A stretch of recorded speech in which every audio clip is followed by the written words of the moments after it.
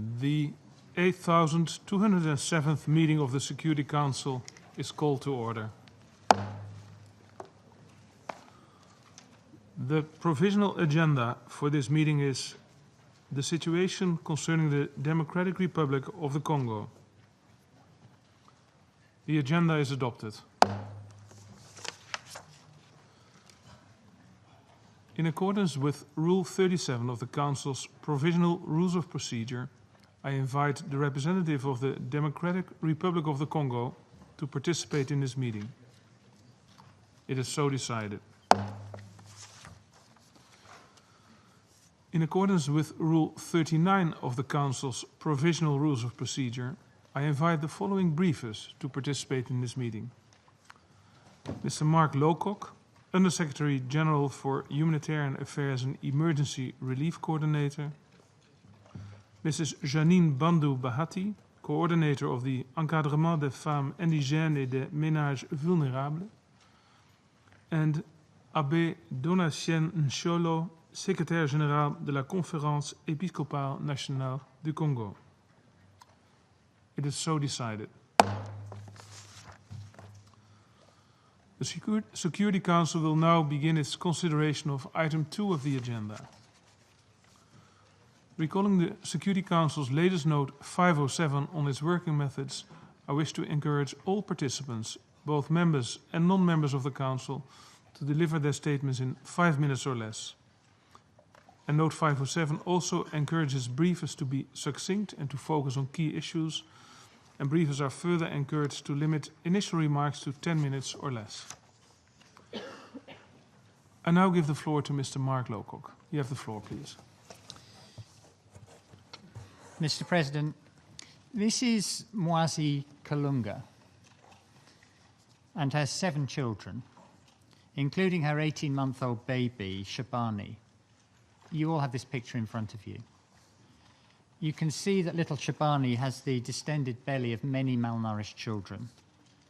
I met them last Tuesday in Katanika camp in Kalemi, in the stunning and rich landscape surrounding Lake Tanganyika in eastern Congo. Moazi's husband and 2 of her 9 children were killed when her village, 50 kilometers away, was attacked and burnt down by militiamen in January. They fled, walked for 2 straight days, and now live in squalid conditions under a plastic sheet in a tiny so-called shelter in a congested, cramped, unsanitary, hilly camp at constant risk of fire and flood. Her children can no longer go to school.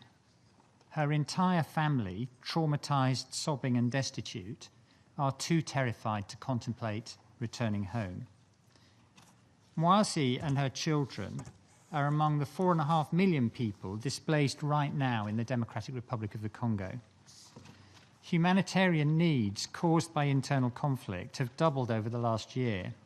13 million people need humanitarian assistance. More than 4.6 million children are acutely malnourished, including 2.2 million suffering severe acute malnutrition. We're seeing mushrooming epidemics, including the worst outbreak of cholera in 15 years. There's also an epidemic of sexual violence, most of it unreported and unaddressed, and much of it against children. I'm delighted that Janine Bandou Bahati has joined us as a briefer this morning, and also to see Julien Lusengi, a strong and courageous defender of women's rights and an activist against sexual violence, in this chamber among the guests. And almost 746,000 Congolese have fled to neighbouring countries, while the DRC itself hosts more than 540,000 refugees. Without a halt to the violence, Mr. President, and a successful political transition, these numbers will all increase. What Minister Sigrid Kaag of the Kingdom of the Netherlands, with whom I travelled last week, and I saw, requires our urgent action. There is despair, but there is also hope. The people of the DRC are resilient and resourceful. I'm very impressed by the selfless solidarity of many Congolese families.